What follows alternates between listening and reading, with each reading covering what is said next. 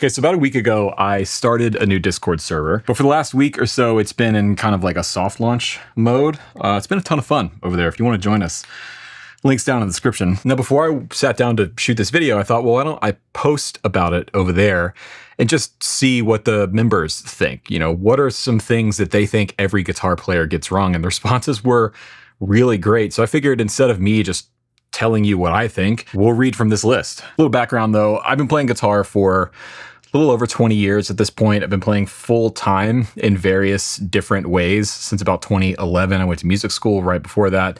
But before music school, from, ages 13 to 21, I was completely self-taught. I didn't have any lessons. No one in my family was musical. I just got into guitar and fell in love with it. And it was my obsession. And kind of still is. It's my job now.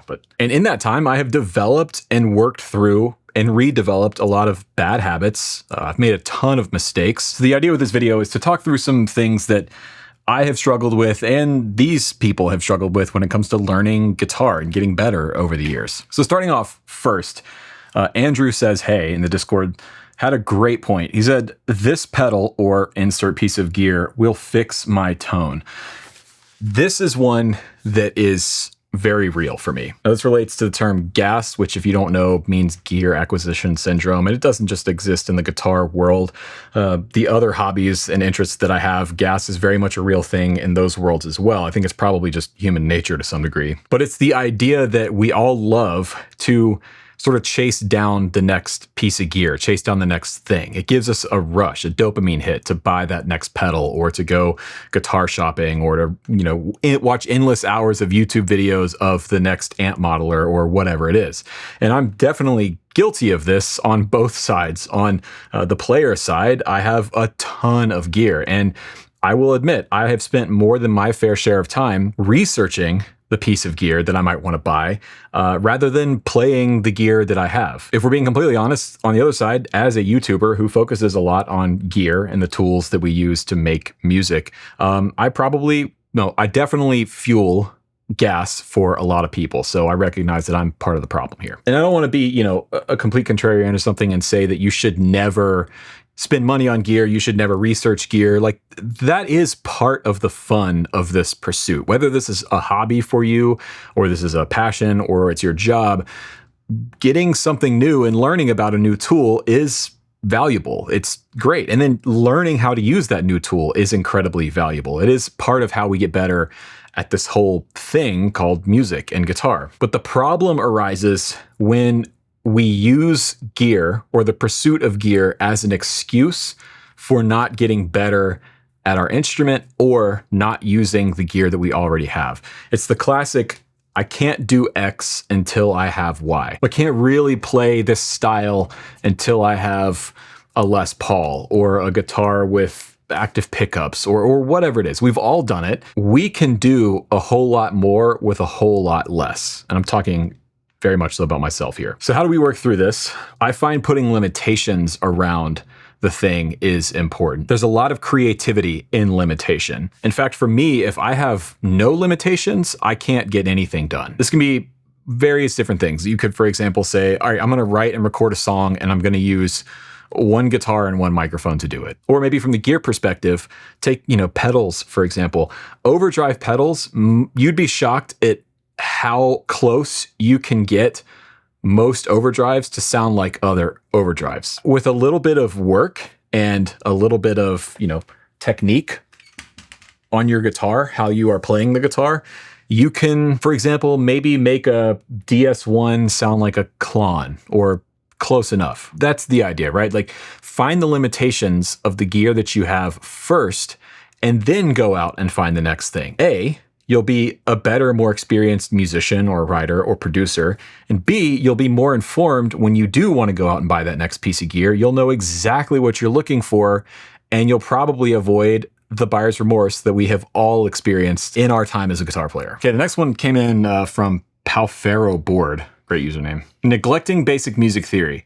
Gotta know the basics so you understand what you're doing and can communicate with more experienced musicians. And I think a lot of guitar players, most of us probably at some point, have neglected even learning the most basic music theory or harmony. And to be honest, it's kind of part of the instrument. Like, you can get really, really good at guitar without really knowing anything about what you're doing. So first and foremost, if you're only going to learn one thing inside and out and dedicate it to memory on the fretboard, I think it should be triads. There's different ways of going about learning your triads. You can do the caged system.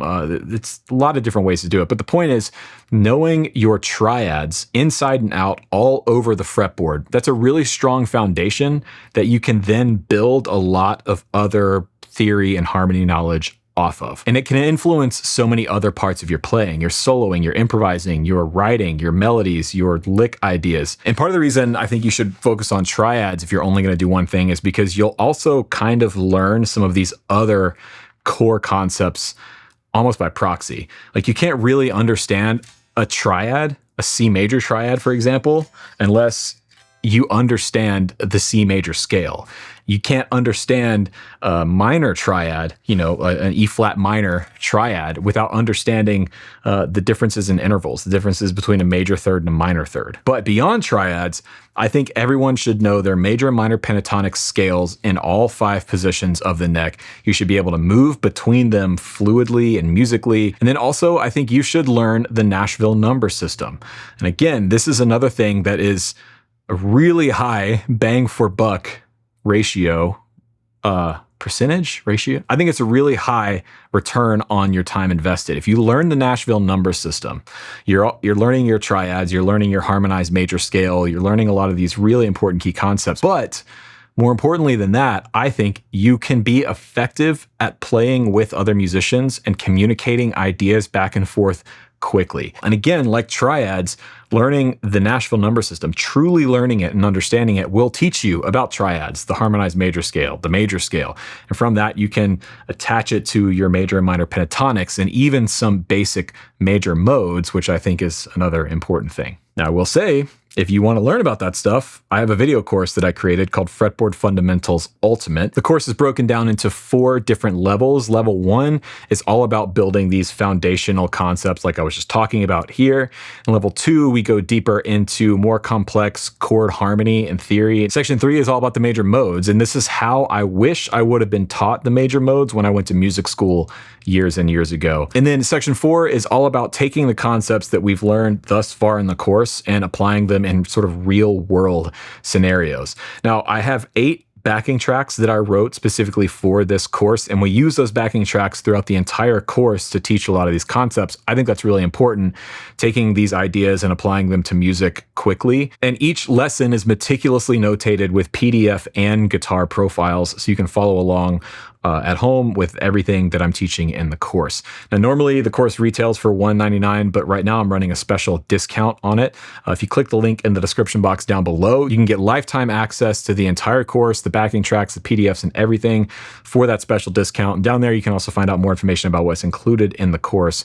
Thank you for sitting through my little spiel about it. This is what pays my bills. This is what allows me to keep making these videos, and I greatly appreciate your support. Okay, so back to the answers. There's a few people that brought up this point in various different forms: noodling instead of actually playing, and not practicing and not playing in time. I think these are sort of 2 sides of the same idea. Now, the noodling thing is something that we are all guilty of. I still do it a lot. It's really hard not to. You put a guitar in your lap and you just immediately start playing all the same licks and ideas and chord progressions and voicings and everything that you just sort of like turn on by default. If you spend a lot of time doing that, I actually do think you are wasting your time on the guitar for a few reasons. If you've ever done any sort of like focused practice method, whether it be a timed thing, a practice schedule, or like a sort of by rote step-by-step thing, you know that when you're focusing on something, you get a lot more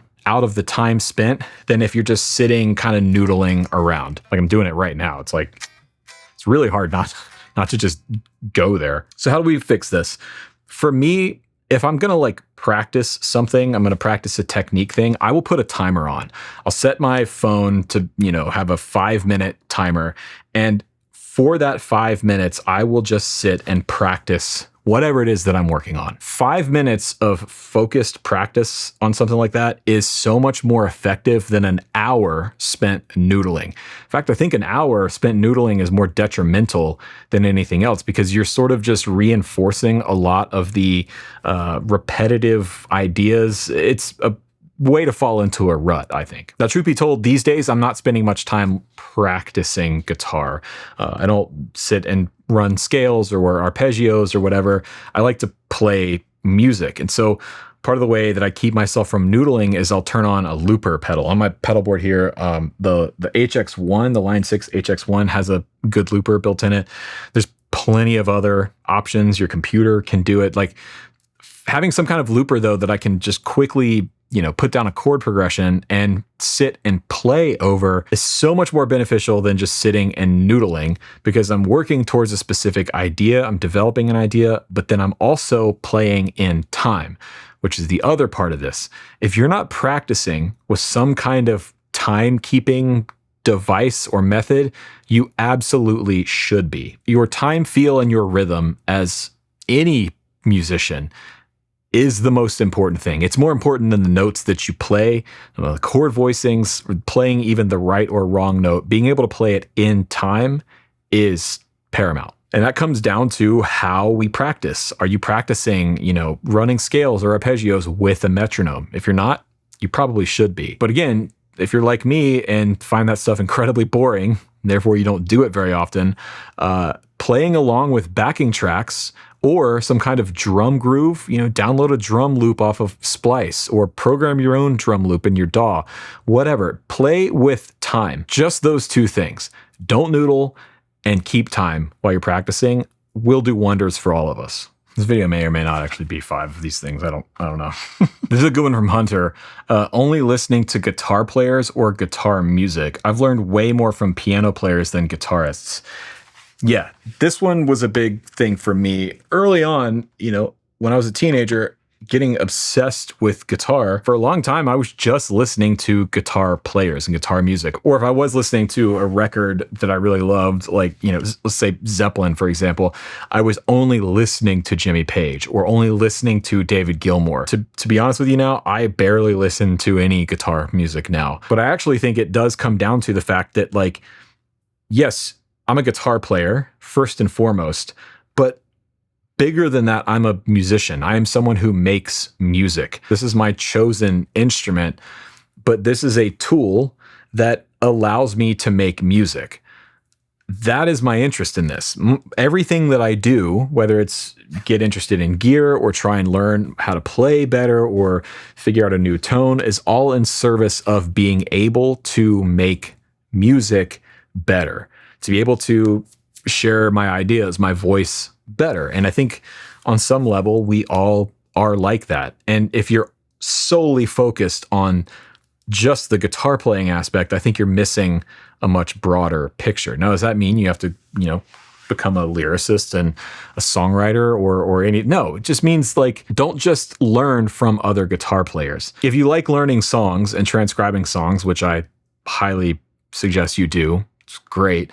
Don't learn the guitar solo in a song. Learn the vocal melody. Last year when I interviewed Delicate Steve, this is something that he does almost exclusively. Like, he just plays what the singer sings. Like, he barely even calls himself a guitar player, yet he is one of my favorite guitar players. Like, truly top 4 or 5 favorite guitar players.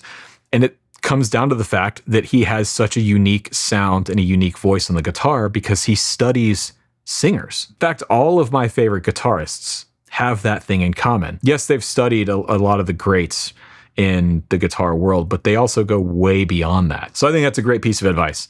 Don't just listen to guitar music. Don't just study guitar players. Broaden your focus. So those are 5-ish, 6, maybe 4. I don't know. There's a handful of things that I think all of us have done wrong or are doing wrong as guitar players at some point, and hopefully how to fix them. Like I said, join the Discord. We have a channel over there called Show Us Your Dogs, and it's exactly what it sounds like. It's fantastic. I want to thank everyone from the Discord who answered this question and contributed to this video.